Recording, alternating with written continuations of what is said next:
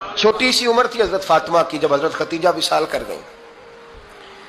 تو کسی نے کہا فاطمہ سب سے پہلے گھر سے کب نکلنا ہوا؟ تو بخاری مسلم میں حدیث ہے، اللہ کے نبی نا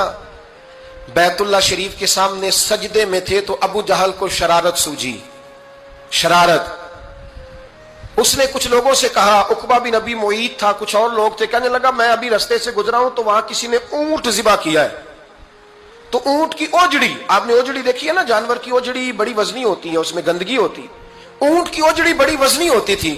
کہنے لگا وہاں اونٹ کی اوجڑی پڑی ہے، وہ دیکھو نبی پاک معاذ اللہ سجدے میں ہے، تو معاذ اللہ ثم معاذ اللہ وہ اونٹ کی اوجڑی اٹھاؤ حضور کی گردن پہ رکھ دو۔ تھوڑا سا مشکل سے جمعہ پڑھنا پڑ جائے نا،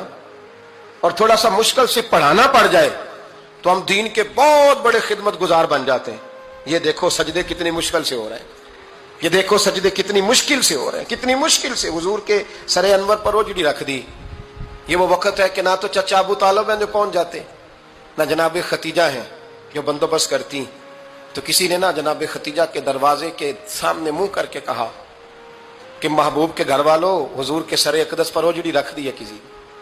اور حضور سر اقدس اٹھاتے ہیں تو تکلیف محسوس کرتے ہیں۔ جناب فاطمہ کہتی ہیں پہلا دیہڑا تھا جب میں چہرے پہ کپڑا ڈال کے نہ تو اپنے بابا کے لیے نکلی، فرماتی پہلا دن تھا، میں حرم کعبہ میں پہنچی، حضور کو سجدے میں دیکھا تو چھوٹے چھوٹے ہاتھوں سے میں نے اوجڑی نیچے گرائی، حضور بولے کچھ نہیں، نہ میں نے کوئی بات کی، میں نے حضور کی انگلی کو تھاما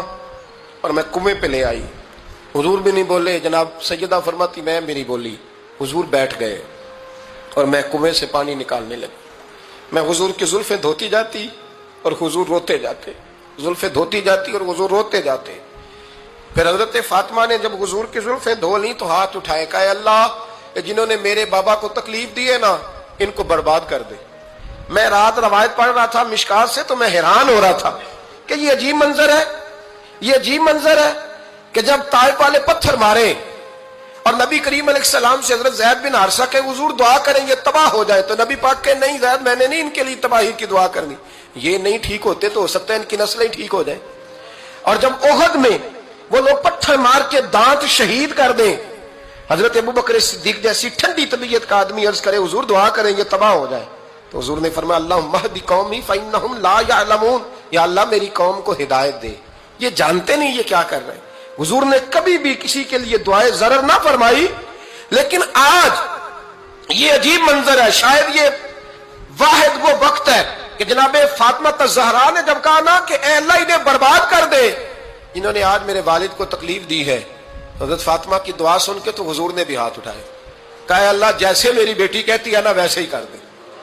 اللہ کر دے انہیں برباد، فاطمہ جیسے کہتی ہے ویسے، اللہ کرے آپ کو سمجھ آئے میری بات کی کہ وہاں نہ شدید تکلیف دی گئی، وہاں حضور نے کسی کے لیے ایسی دعا، اور یہاں فرمایا اللہ جیسے فاطمہ کہتی ہے ویسے۔ اللہ اکبر۔ حضرت عبداللہ ابن مسعود کہتے ہیں کہ وہ دعا بھی میں نے سنی، اور پھر میں نے ان سب لوگوں کو جن کے لیے جناب سیدہ نے دعا کی تھی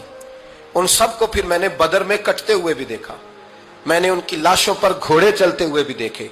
پھر میں نے دیکھا کہ صحابہ انہیں